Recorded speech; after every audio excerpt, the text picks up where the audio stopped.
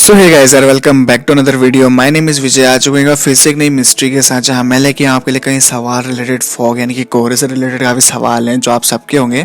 इस वीडियो में हम जानने की कोशिश करेंगे कि कोहरा क्या होता है, कोहरा क्यों बनता है, कोहरा कैसे बनता है और कोहरे कितने प्रकार के होते हैं। और सबसे मेन कि कोहरा सर्दियों में ही क्यों लगता है। आपने देखा होगा सर्दियों में ज़्यादा कोहरा लगता है सर्दियों में बेसिकली, और गर्मियों में क्यों नहीं लगता। और इस धरती पर सबसे ज़्यादा कोहरा कौन सी जगह पर लगता है। तो गाइस वीडियो काफ़ी इंटरेस्टिंग होने वाली है, तो वीडियो को एंड तक ज़रूर देखना। स्टार्ट करते हैं वीडियो को।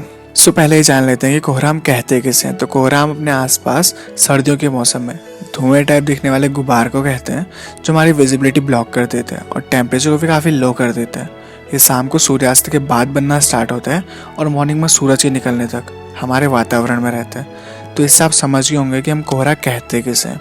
तो अब इससे बड़ा सवाल कि वो कोहरा बनता कैसे, क्योंकि वो कोई धुआं नहीं है जो कहीं पे आग लगने से निकलता। कोहरे का बनना एक नेचुरल प्रोसेस है। कोहरा हवा में उपस्थित वाटर ड्रॉपलेट से बनता है और हवा में मौजूद डस्ट के कण इसे और घना बनाते हैं।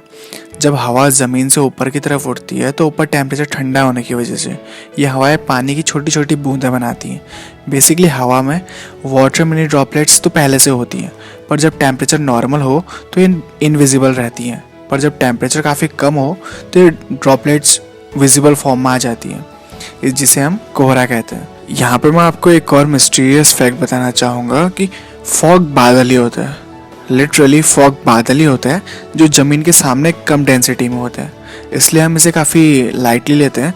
ये वही बादल है जो आपको आसमान में दिखते हैं। So fog is equal to cloud, no doubt, क्योंकि बादल भी ऐसे ही बनते हैं। यहाँ से सूरज की गर्मी से हवा ऊपर जाती है वाटर वेपर के रूप में, और ऊपर स्पेस तो ठंडा है, तो हवा बहुत ऊपर जाने के बाद वहाँ के टेम्परेचर की वजह से, जो कि काफ़ी ठंडा है, वो वाटर मिनी ड्रॉपलेट्स विजिबल रूप में क्लाउड के रूप में आपको दिखाई देती हैं आसमान में। तो अभी तक हमने जाना कि कोहरा कैसे बनता है और कोहरा क्या होता है। अब मैं आपको बताऊंगा कि कोहरा कितने प्रकार का होता है, और आपको कमेंट्स में बताना है कि आपने इनमें से कितने प्रकार के कोहरे देखे हैं। Number 1, radiation fog. ये बेसिकली सूर्यास्त के बाद आने वाला कोहरा है। सनसेट के बाद जब धरती की ऊपरी सतह की हवा ठंडी हो जाती है तब वो रेडिएशन फॉग क्रिएट करती है। Number 2, advection fog. इस टाइप के फॉग तब बनते हैं जब गर्म हवा का एक हिस्सा किसी ठंडी जगह के ऊपर से गुजरे। एग्जाम्पल के लिए सी साइड फॉग, यानी कि समुद्र के निकट बीचेस में बनने वाला फॉग। अगर ये ज़्यादा मात्रा में हुआ तो कभी कभी ये शहरों में भी दिखाई देता है, क्योंकि जब हवाएं समुद्र के ऊपर से गुजरती हैं तो समुद्र से आने वाली ठंडी हवाएं उन्हें कोहरे में कन्वर्ट कर देती हैं। Number 3, valley fog. देखो नाम से पता चल रहा है, वैली फॉग मतलब वैलीज में दिखने वाला फॉग। 2 पहाड़ों की गहराइयों में जमने वाली हवा इस फॉग को बनाती है। इन पहाड़ों की हाइट इतनी ज़्यादा होती है कि अक्सर सूरज की किरणें गहराई तक नहीं पहुंच पाती, जिससे एयर मॉलिक्यूल्स चार्ज अप नहीं हो पाते और हमेशा कोहरे के रूप में ही रहते हैं। Number 4, upslope fog. जब हवाएं समतल जगह से पहाड़ों की तरफ बढ़ती हैं और पहाड़ों के छोर से पहाड़ों के शिखरों की तरफ आगे बढ़ती हैं, तो शिखरों पे मौजूद ठंड इन हवाओं को कोहरे में बदल देती है, और इसे हम अपस्लॉप फॉग कहते हैं। Number 5, evaporation fog. जब हल्की गर्म हवा किसी पानी के जमाव के ऊपर से गुजरती है तो पानी से उठे वाष्प उसमें जमा होकर कोहरे को जन्म देते हैं। ये फॉग बेसिकली बर्फीली जगह पे बनता है, जिसे हम इवेपोरेशन फॉग कहते हैं। क्या आप जानते हैं कि हमारी इस धरती पे सबसे ज़्यादा कोहरा किस जगह पे रहता है?